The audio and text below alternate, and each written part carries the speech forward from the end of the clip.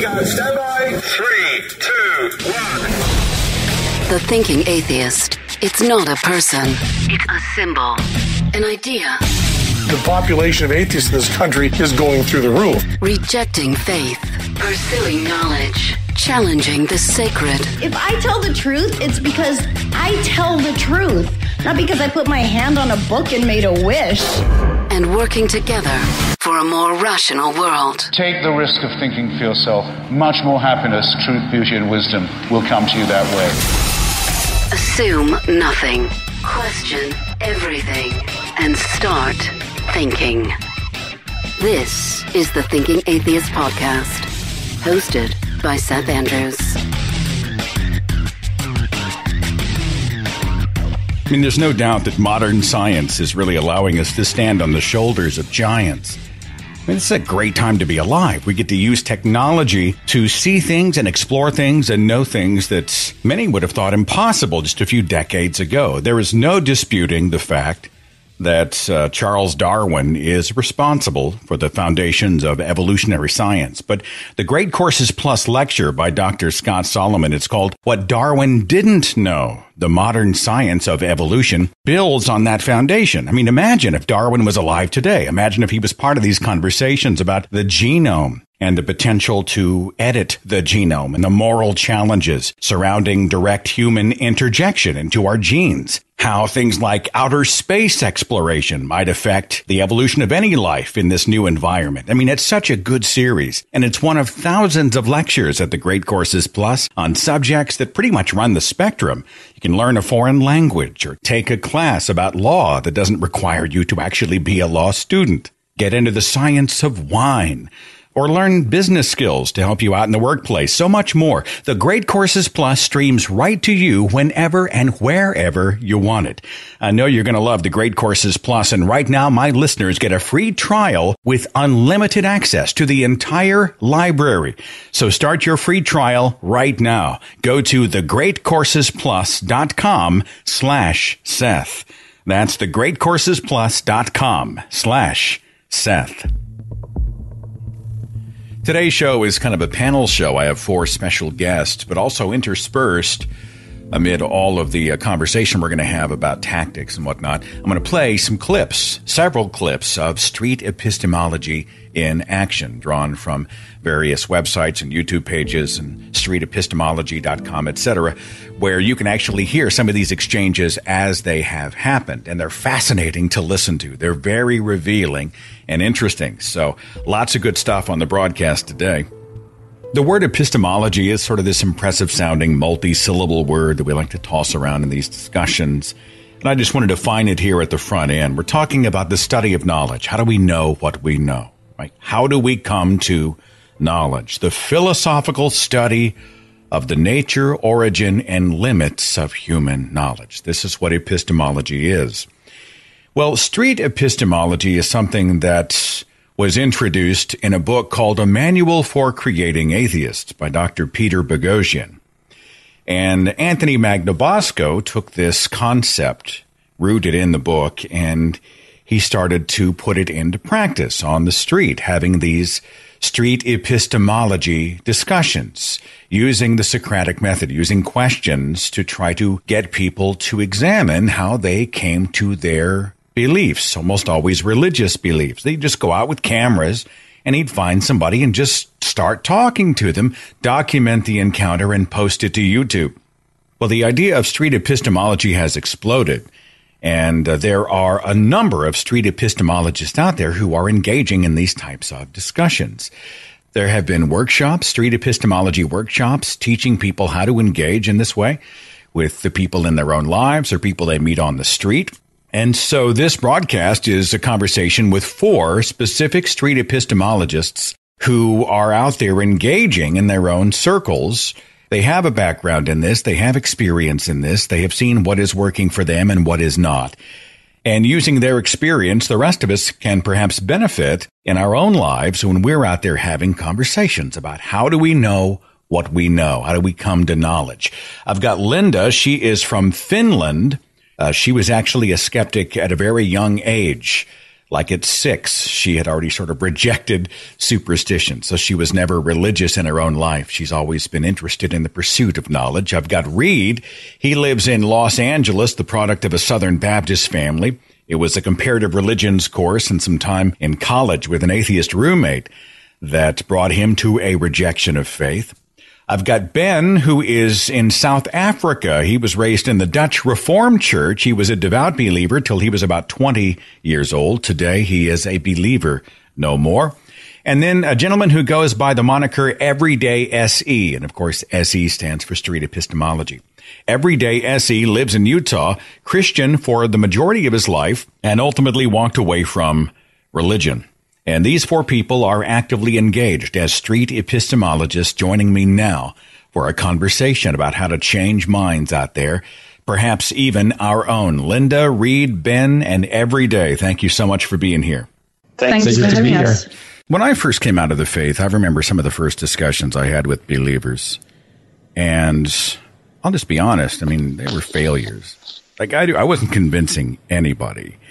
Did you have that experience? You were kind of all verve and enthusiasm for those who came out of the faith. Did you find that your first times out were, you were ready to go and you thought as soon as I show them the evidence, they'll change their minds, and then you're faced with the reality that they were doubling down instead. Anyone want to speak to that?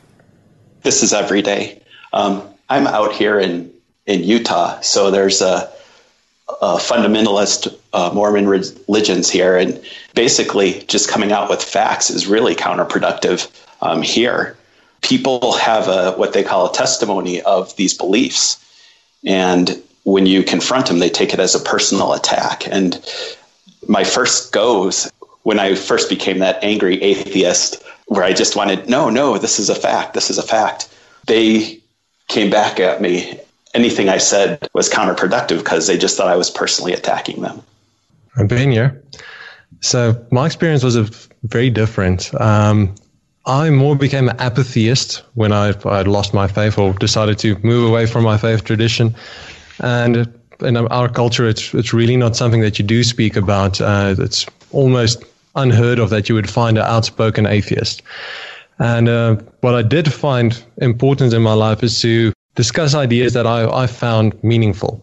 And because we've got such a conservative culture, I would always talk about things like feminism or socialism, issues that I found important, but I found that I wasn't even able to discuss those issues in a meaningful way with people. And when I got into street epistemology, it actually gave me a much better way for approaching those conversations. And it also convinced me of the importance of actually being open about my atheism, just for the simple reason that you never know what other people might be experiencing. And if you're not willing to give them an example of somebody who has these questions and just giving them that bit of support that tells them you're not alone in asking these questions, you're doing them a disservice. Walk me through an encounter. I mean, how do you approach total strangers? Do you select a spot and that's kind of your place where you're going to talk to people? Anybody. I'll let anybody who wants to start jump in, just identify and tell me what your tactics are. What I've done now most, I've been practicing this for a year.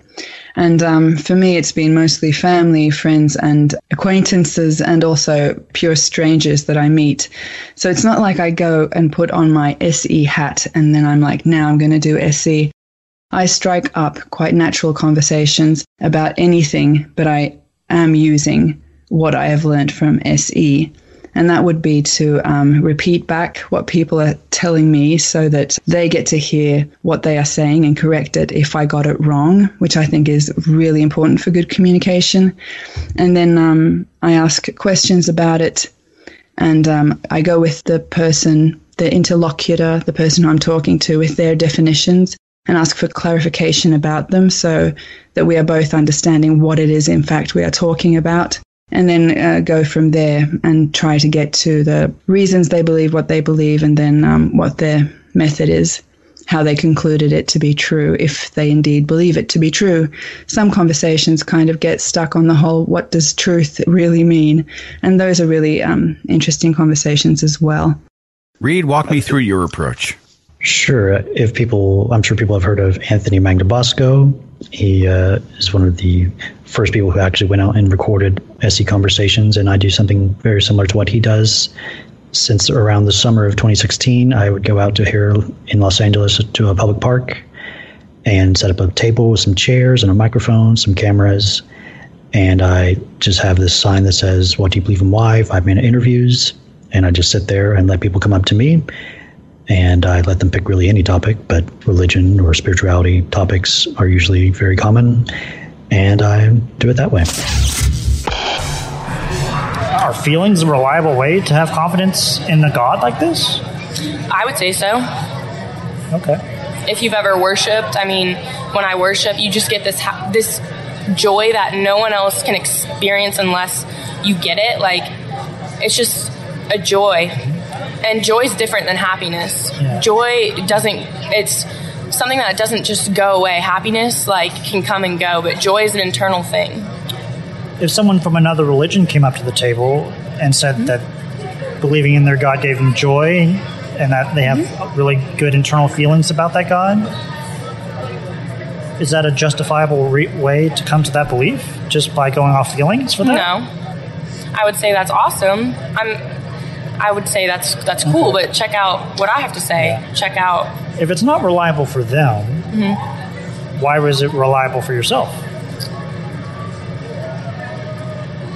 You're asking tough questions. You really are. You're doing good. It's not. I'm not saying it's reliable. It's not. But it's just what I believe personally, and I always will believe it. I just have a very strong faith towards it. Is just believing or having faith in anything a reliable way to have confidence that something's true? I think faith. Why? Because it's... You're good at this. I'm just very interested in why people believe. I need to get my book out. I have a book in here. Helps me out. I can't memorize all of it. Well, we can maybe take a pause here and think about it, and maybe come back in a minute or so. He's asking me tough questions. Is faith a reliable way to believe in anything? Is faith a reliable way to believe in anything?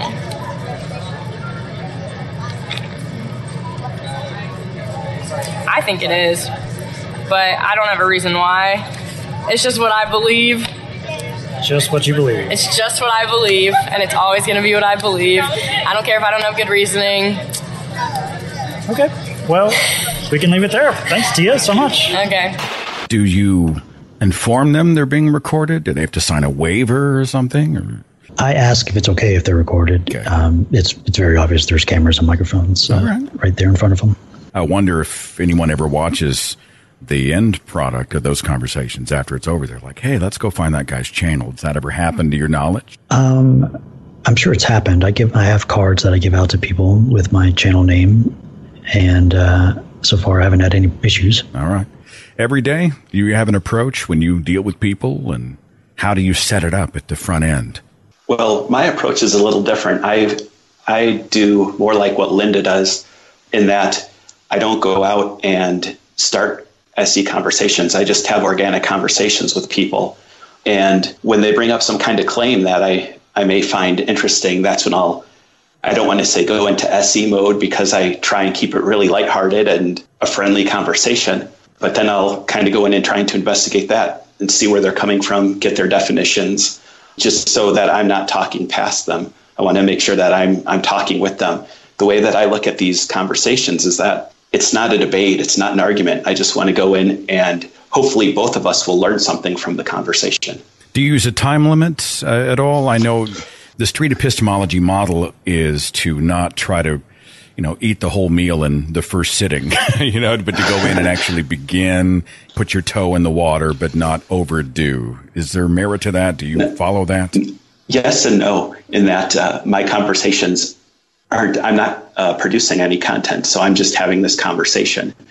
And basically, it's a judge on how far the person wants to go. If they want to keep talking, I'll keep talking. If they don't, they don't. It's I deal with a lot of friends, relatives, coworkers that I might bring these conversations up to.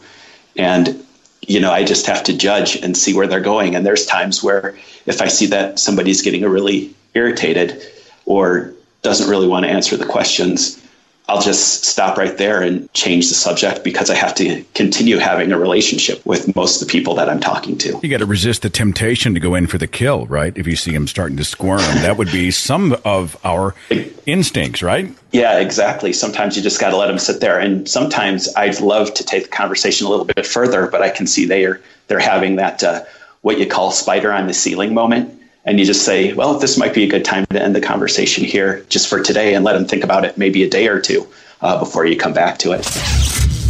What sort of information or knowledge do you use to come to the conclusion that Jesus is your Savior? You've mentioned faith. Can I ask, what does faith mean to you? I mean, I would describe it as like knowing that someone's there when it doesn't feel like anyone's there. Okay. So feeling would be maybe using your senses, like seeing or hearing or touching, right? To know something, sensing.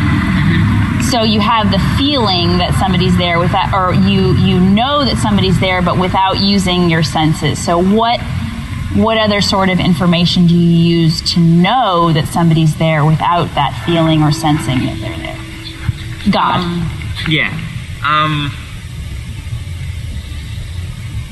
I mean, I don't know. I feel like Christianity in itself has gotten me through a lot of hard times. Okay.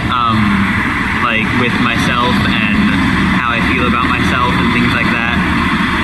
But I also think, I don't know. I've been questioning my beliefs for a while, so I'm not completely sure. Do you think that's okay? Yeah, totally. Okay. I think it's okay too. I think it's a sign that you're open to learning. Yeah.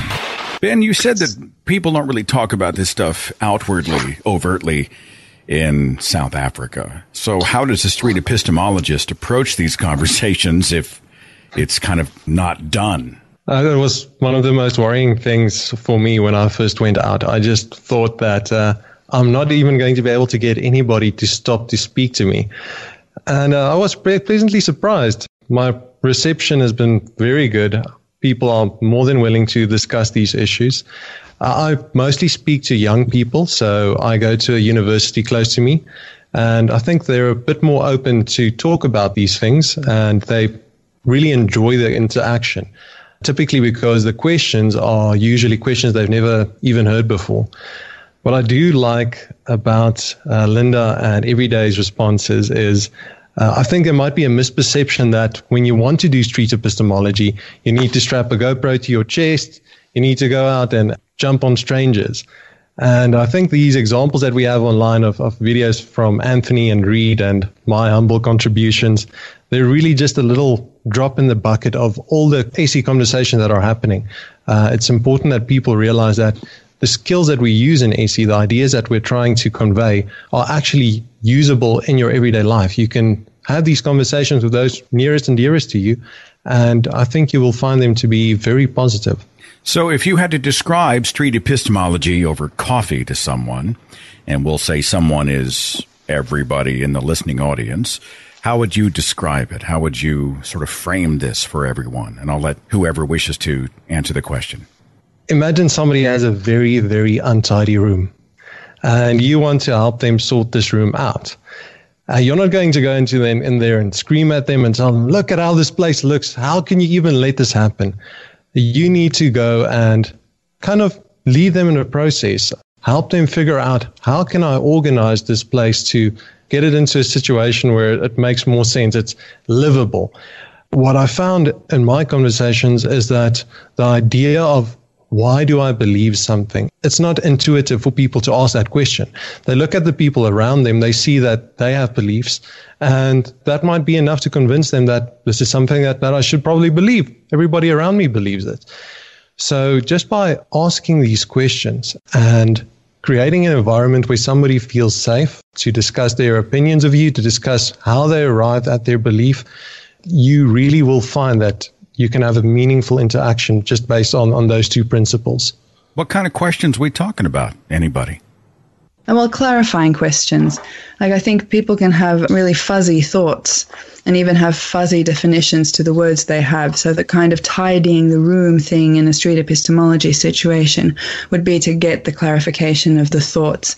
And also that people's feelings tend to be really strong, and they're going to have very clear feelings attached to their thoughts or their beliefs, but the beliefs themselves can be a bit fuzzy. So just to help your friend out to kind of clarify what the thoughts are and how they got to them, and do they have a good method for determining whether it's true or not, and could there be alternative options to what it is that they believe?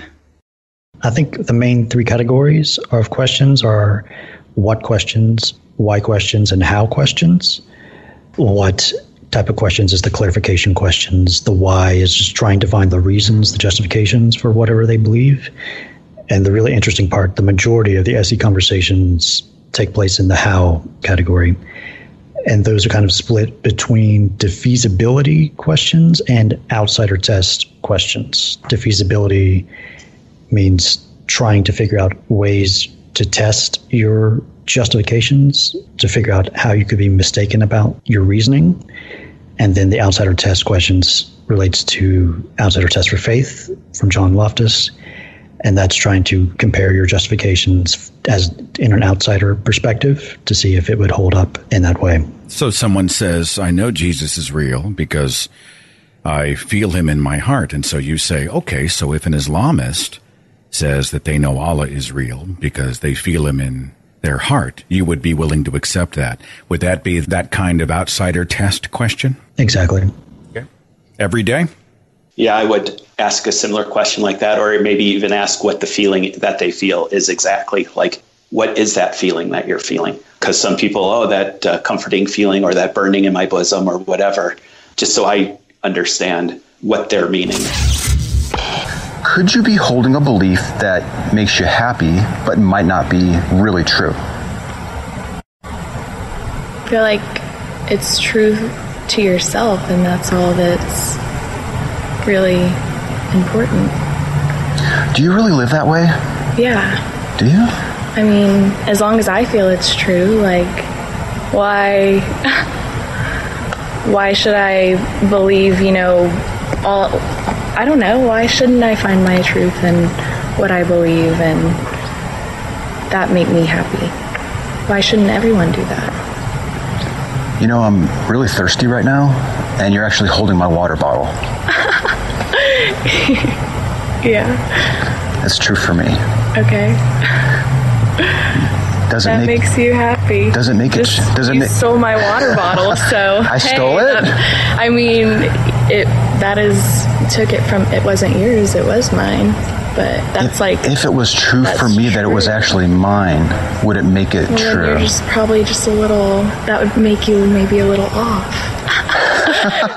I was talking to Anthony Magdabosco, he's a buddy of mine, and we were talking about how common it is for people to hold a strong belief and have no idea why they hold it, or to not have any experience or any tools to defend it. And so these conversations for them, it's like going into a foreign country. Has this been your experience, any of you, when you're out there? This may be the first time that people have been asked to truly explore and examine and vet something they had previously believed with all their heart. It seems like a lot of people, they don't question because they've just been socialized to believe. I mean, everybody around them seems to confirm their feelings or their thoughts. And when you have that, it's hard to step outside for just a little bit and really analyze all the aspects and premises that go into this belief. Like a cultural faith, not a fundamental faith. They practice sort of out of habit, don't they? Exactly. Anybody else? I've been here. That's something interesting that I've been wondering about is why don't we value debate? It seems to me as if people aren't willing really to have discussions about what they believe. It's almost as if we're losing that aspect of humanity. And it's something which is very important. We can reason about something on our own, but an interesting study I read by a guy named Mercier, he says that when we actually go and we test our ideas with other people, we're much more likely to arrive at the truth. So no matter how much time you spend in your room thinking about whatever you believe, it's not going to be as effective as testing those ideas against somebody else's worldview, for example. Some interesting experience I had was of a girl who decided to talk about with friends who said that they believe it's okay if a girl dresses in a provocative way, that somebody can take any sexual advance that they want towards her. And she said that she believed that this is wrong. So, in a typical SE way, I just asked, okay, so why do you believe that they're incorrect? And she just froze. And that was to me just so exemplary of how difficult, or how we've lost the arena where we actually discuss these ideas and measure them against other ideas. She has this strong belief, and even though she's got these friends who's completely opposed to her point of view, she hasn't even discussed it with them to such a point that she can say, well, I think it's wrong for these and these reasons. Linda, you want to jump in? Yeah, because this is, for me, where the fun part comes in. And for me, SE is fun. The conversations that I have had have, I would say, 99% of them have been fun. They end on a fun note. And what I find is that people comment and say, like, I've never thought of this deeply. And they go like, whoa, that was a deep discussion. And you get the whole, oh, yeah, wait a secco. You know, I haven't thought of it like that.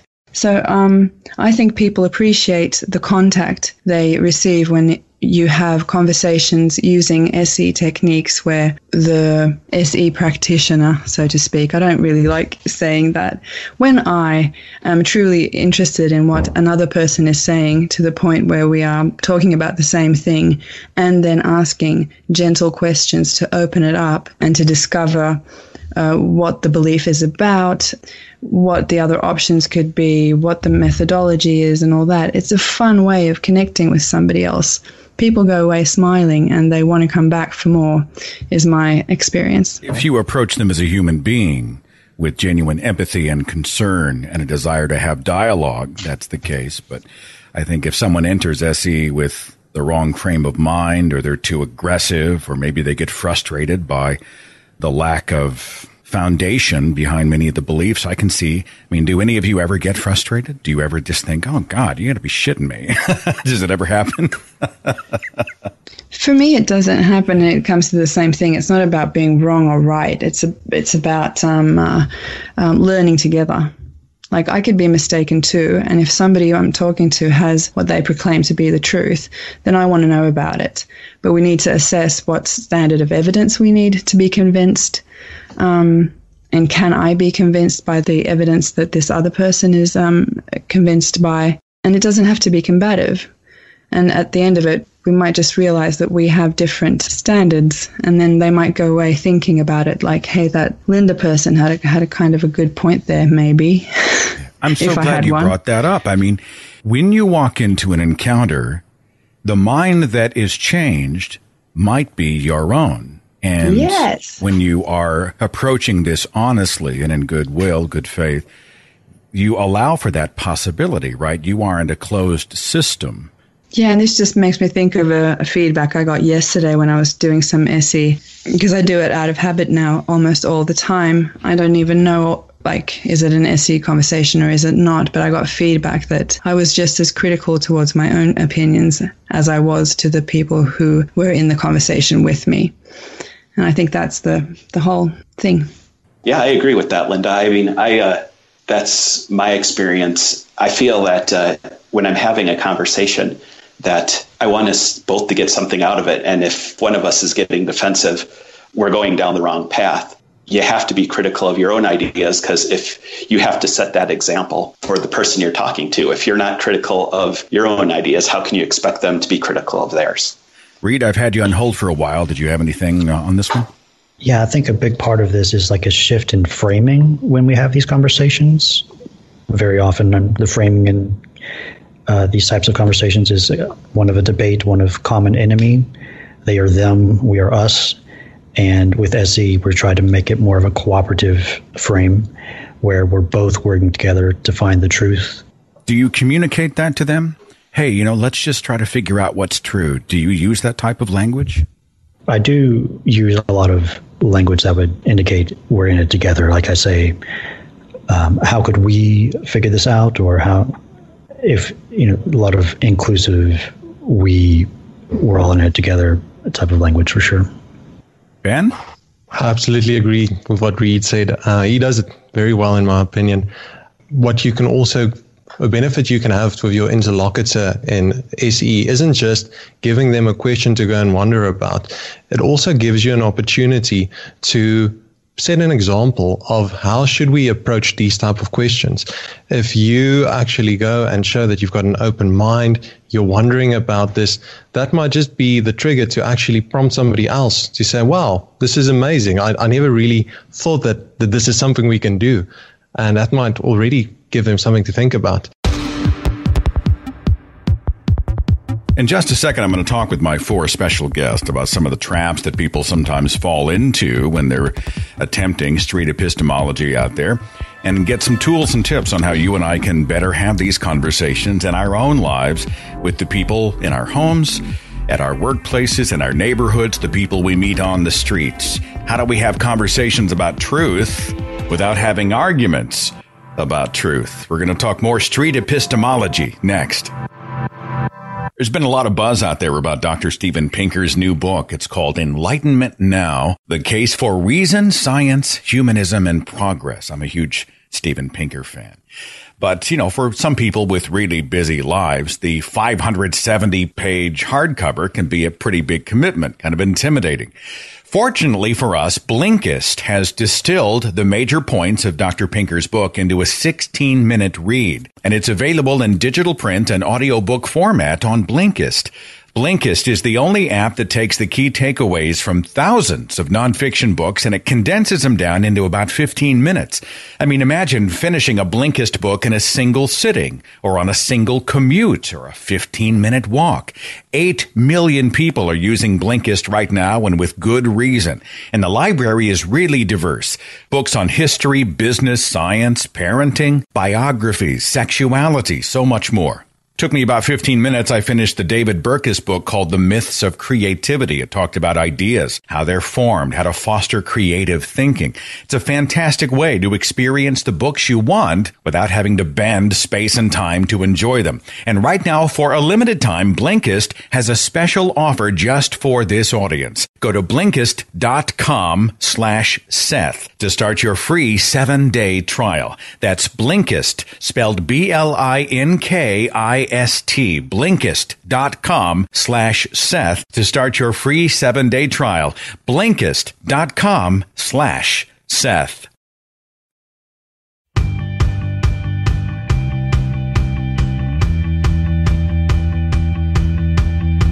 My patrons on Patreon get a commercial-free show.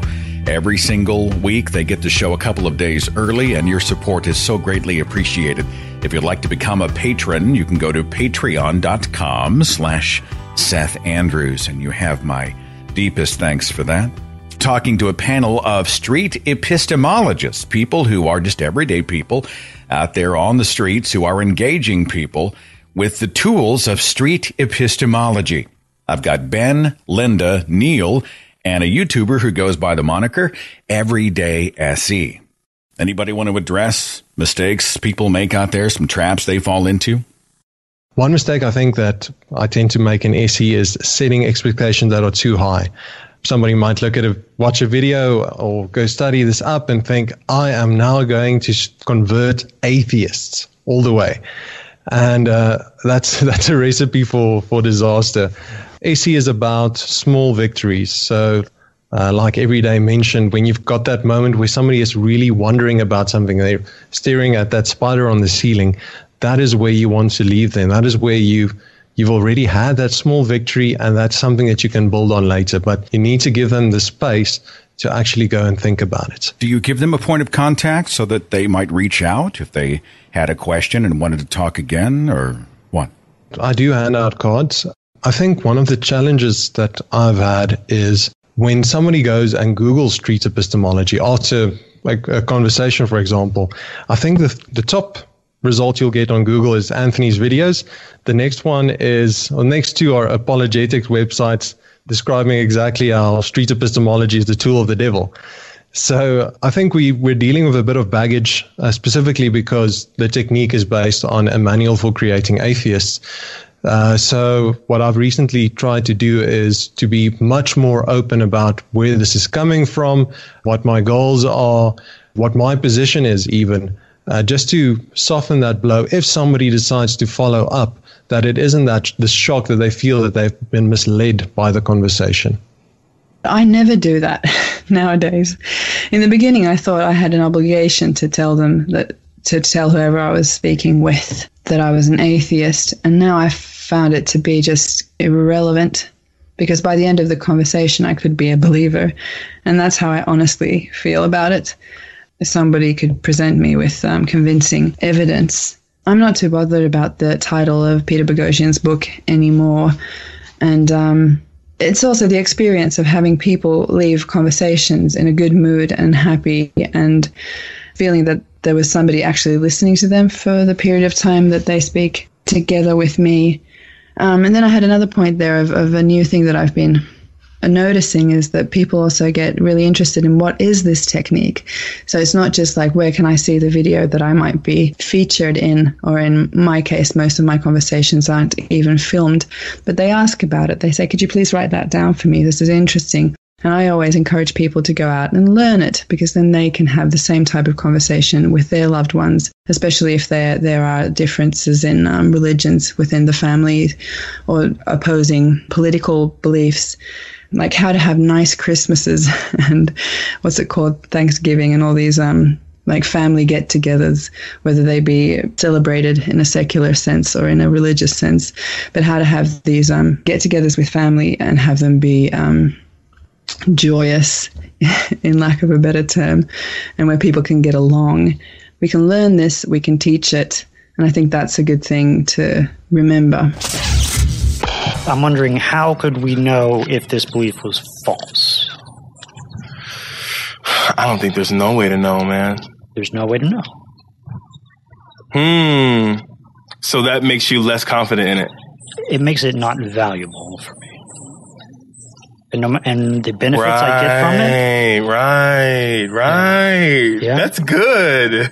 Yeah. That's a good I would perspective. I would like to believe it if it's true. Right. But because nobody can question it, nobody can prove it. You can't prove faith. You can't prove any of these things. It's like, why am I believing this? You may be onto something, man. I can already hear the critics saying, you know what? They're religious. I don't want to get along with them. If they're aligned with this political party, I don't want anything to do with them. And so we've already sort of created, and I understand, someone stands against our value system. Sometimes it's important to make a hard stand. But so often we end up just being these little petty tribes that never really interact with each other. How our minds ever changed if we're not having dialogue, if we're not trying to understand the perspective of the other. Have any of you faced the challenge of tribalism, the us versus them, the other, in these exchanges and in the culture as a whole? This is everyday, Essie. I want to kind of go back just a little bit. So as you're talking about this, when I talk about Essie, I don't normally say, oh, this is street epistemology. I kind of just bring it up as this is a way of thinking. So I have some teenagers, and this is something that I model so that they see it and they start to think in that way, because I think as a whole, this tool can really help you discover the truth about a lot of things. With my kids, I don't normally talk about religion or anything like that, but I'll bring up small things, like things that aren't even related to religion or politics, and just start discussing some things with them to get them in that thinking mindset. Anybody want to speak to tribes, the us versus them mentality, especially online? Anybody? Yeah, this is Reed. So tribalism, I've kind of gone on a journey on the topic of tribalism.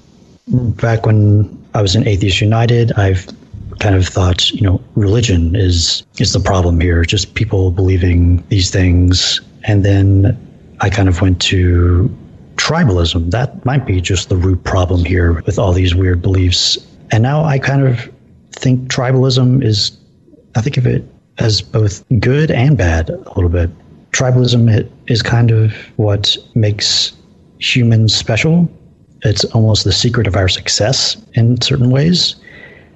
We moved from hunter-gatherers of around 150 people, and it's kind of tribalism that makes us go above this number and get into huge societies of over 150, over 1,000, over 1 million people. And we just have to be very careful with how we structure our societies to deal with this tribalism, because there's something Jonathan Haidt says in his book, The Righteous Mind, that morality binds and blinds.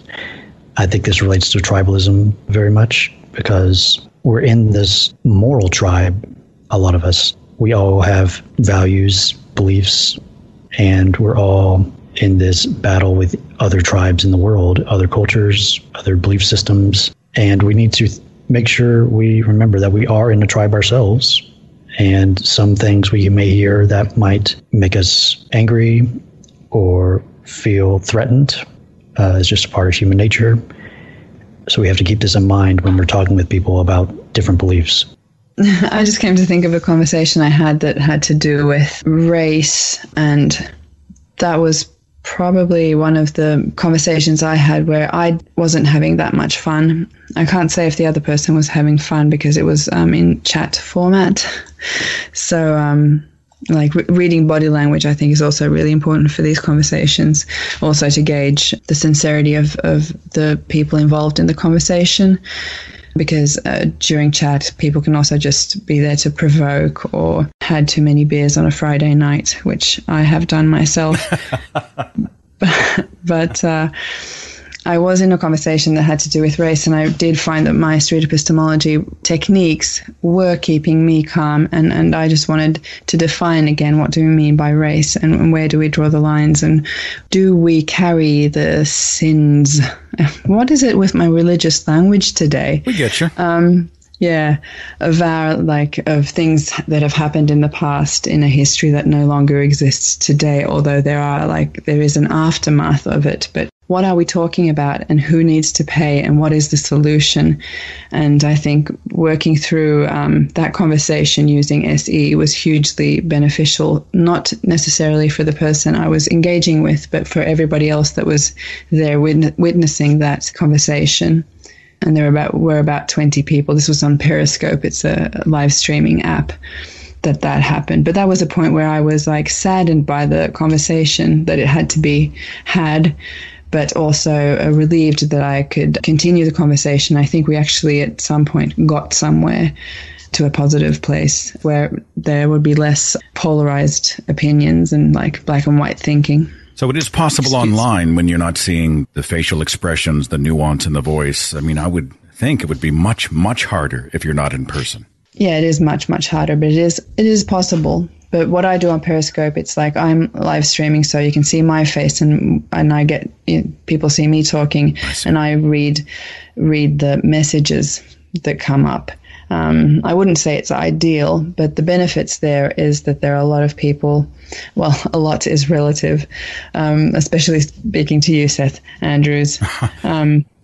That a lot of people get to be engaged in the conversation and follow the reasoning and the way, because a lot of the comments in this particular conversation were very provocative, and they were written in a way that were both they had to do with my gender and my appearance and I guess my race, even though I've never done the heritage thing, so I don't exactly know what I am, so to speak, genetically. But it was good for the people that were there watching as well. Anybody else? Just to add to what Reed said, since I started doing street epistemology, one of the things that really has started interesting me is the way that we think. Having these conversations with other people and really listening to them and understanding that they can come from a completely different place than what you would think is the right place to come from. Well, not the right place, but the way you think, at least. Has made me study biases, look into psychology, look into why we think the way we think. And as soon as you start doing that, I think it's very natural for you to be much more forgiving and understanding of the things that people do. And just having that understanding and the concept of biases and recognizing that in yourself doesn't allow you to necessarily get rid of it altogether, but you can start handling it. You can start limiting the effect that it has on your life. And I found that has really allowed me to have much more meaningful relationships with people and to be less knee-jerky and judgmental in the way that I react when I meet people who maybe hold positions that I find completely unsupportable or morally horrendous. We can move past that and still have meaningful conversations. So I'm just going to read the questions and you can say whether you strongly agree, you're neutral, so you don't kind of go either way, disagree or strongly disagree. Okay. Truth is that which best matches external reality. Yeah, I strongly agree. Yeah, and I'm strongly agree. Okay, cool. Everyone is experiencing the same reality. No. Okay. Strongly disagree. Some beliefs should not be questioned. Why not? Hey, why not? Yeah, I mean, see, we've got a disagreement here. Why shouldn't they be questioned? Because some beliefs don't have answers. They just believing something that is false feels just like believing something that is true. Yeah. If there's something false, then there will be something. No, how will you know that what you believe is false? So yeah, that's true. That's true because you never know if it's false or true. Okay. Agree? Strongly agree? Agree. Okay. Feelings are a reliable way to come to true conclusions. Not true conclusions, but to come to a conclusion, yes, but not true conclusions. So, disagree. Disagree. It is admirable to believe something without evidence. No. Why? No. But the thing is, some things are not evident enough. Like it's like belief in God. There is no evidence of what we know that's in the Bible. Okay. Like they will tell you about this guy did this, but there's no evidence. But we believe in that. We believe in that. Is it admirable to believe in that? So I think so, as long as maybe it will be for your good living, because like that, believing in the Bible, believing in the Bible is a good thing for your life. It is possible that some of my beliefs are not true. Yeah, that's true. Okay. We strongly agree. I think it was Linda who said something earlier in the conversation about making sure that we're using words the same way. This was big for me because when I would be engaged with someone, I would be insisting that they were using language the way I was, that they were defining this term the way I was. And I hadn't taken the time to make sure that we were talking about the same thing. Well, at least also to just mention that it is about usage. I know Matt Dillahunty from the Atheist Experience says this a lot, that dictionary is defined, it's about usage, not meaning. They tell us about usage of words, and so people can use them differently, and depending on like cultural context or their family or the way the family has used these words, they can be used very differently. And so, yeah, I think it's like paramount to define them, to at least agree on and try to understand like what is the baggage in that word for that person and how are they using it. Are there any anecdotes, any specific stories that come to mind that sort of encapsulates why you do SE, why you enjoy it, why you will continue it? So I'll start with you every day. I mean, is there anything that pops out? Well, I do SE because I think they're just enjoyable conversations. And 10 years ago, if I thought I was going to be buying psychology and epistemology and logic textbooks just to read on my free time, I thought you would have been crazy. But nowadays, I pick that up just because I'm like, oh, this is fascinating. If I had it to do again, I probably wouldn't be where I am now. I'd probably go into like neuroscience or psychology just because I find the way people think so fascinating and to understand them. Well, I have the story. When I first started doing SE, it was how I met my first interlocutor, and it involves cordial curiosity. Our guest Reed here today as well. our guest. Now I just hijacked the whole show. No, take over. You'll do a better job I'm than joking. me anyway. Go ahead. So the story goes, I went to watch a 1-hour video between Read Nice Wonder, Cordial Curiosity is the channel, and an apologist. And I was sitting there. This is also when I had the 4 beers that Friday night. And I start commenting on the apologist's answers. And I wasn't being very tactful, let's put it that way. I might have been a tad rude as well. And the next day, 24 hours later, I got 4 replies. And I never get replies because I was anonymous on YouTube at that time, or semi-anonymous, unknown, let's put it that way. Nobody paid notice to my comments. And 3 of them were of people who said that, Linda, you don't understand SE, and I would much rather be friends with the apologist than you, even though I am an atheist, and back off because you're not helping the situation. And also a comment from the apologist saying, would you like to talk about it?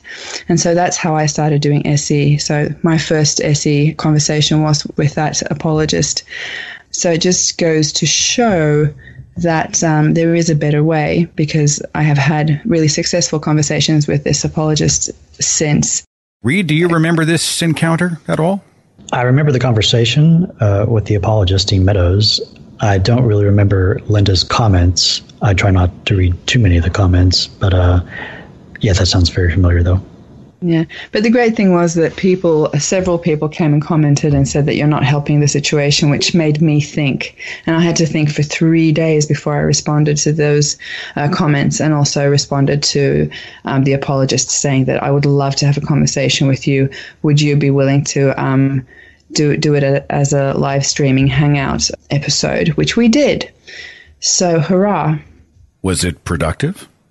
It was for me. It gave me an opportunity to practice street epistemology, and he was also interested in the technique or the tool, whatever you want to call it. And it was my first time, and since then I've been getting more and more into it. And I think that is what I would like to say to all the skeptics and humanists and anybody out there. Just learn it and spray it, teach it to other people, because it really is effective for so many things. And if you feel that you are having frustrating conversations with other people, this is something that is worth trying because it makes it fun. Ben, do you have a story, anecdotes, example? Yeah. Was at university. I spoke to a student who was on his way to study for an exam. And I asked him what the belief he would like to discuss, and he said he wants to discuss his God belief.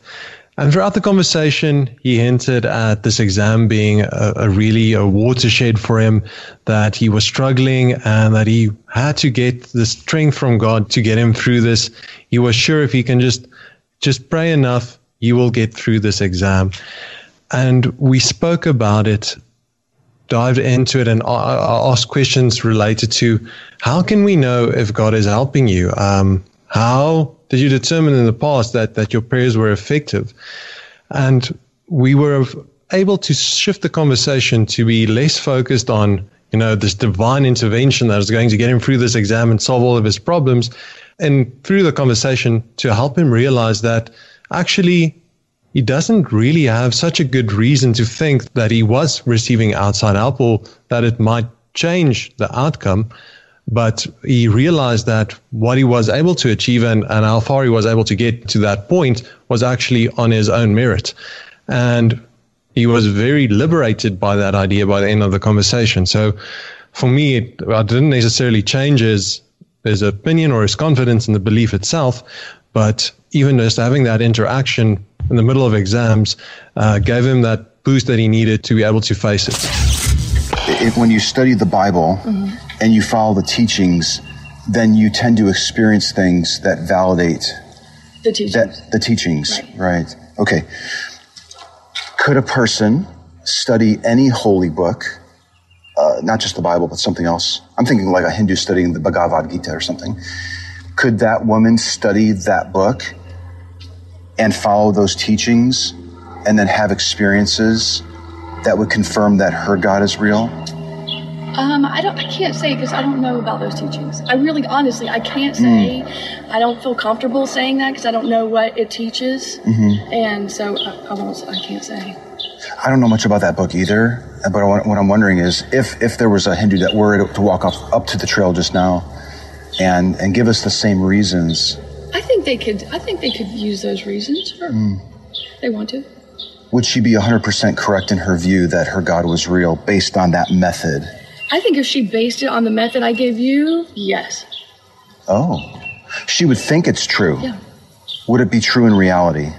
Well, I wouldn't believe, well, as far as like salvation, obviously I believe my faith is the one that is correct. You have complete belief in something. I believe mine is correct, and that's what I believe, but I don't want to fight or argue with anybody. She's got a total right to believe what she wants. She could even be believing something that's not true. And it sounds like you're kind of apathetic about it. Like I would not say I'm apathetic. I'm not apathetic. Okay. I don't want to put that word in your mouth. Sorry. So the part of it that seems cruel on my part is I believe that she's wasting her time, and I believe she's not going to go to heaven. I believe there's one way to heaven, and it's through Jesus Christ. And that's kind of I think she would think that would be a cruel thought. And actually, my friend and I were talking about it coming here, and I think she disagrees with me. But so I wouldn't be like, we're all going the same place, we're getting there a different way. I wouldn't believe that. I understand. I think what you're saying is, and correct me if I'm wrong, but I think you're saying she has a right to believe whatever she wants. She could be believing something that's not true. In fact, I think that she is believing something that's not true, yet she has a right to do that. I wouldn't get in the way of her doing that. Personally, I think she might be wasting her time believing something that's not true, but she's more than allowed to do that. She's got that choice to do it. Okay. Is it conceivable that she might be 100% sure that her God is real, that it's true, and she's using a similar method like you are? Yes. Okay. How are you ruling out the possibility that she's right and I'm wrong? Yeah. Yeah. The way that I rule it out, like I told you, is that my personal experience with what I think is a living God, that having that Holy Spirit speak to me, converse with me, not like an audible voice like Pence in here with you. It's not an audible like we're talking now. It's like a knowledge. It's like wisdom and knowledge that is given to you through the Spirit. And I've experienced it in such a real way that I'm 100% convinced. Doesn't matter.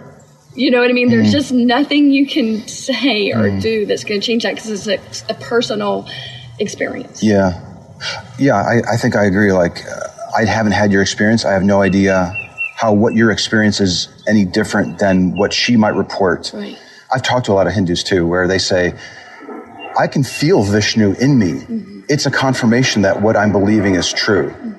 I'm justified in being 100% sure because you can't contest the personal experience that I have that I'm engaging with Vishnu. It's not an audible voice, but I know in my heart of hearts that it's Vishnu that's doing this. How could a neutral observer tell which of the two of you, if any, is correct? I don't think you could. Ben, Everyday, Linda, Reed. To all four of you, thank you for being a part of this conversation. Of course, I'm going to include links for Street Epistemology.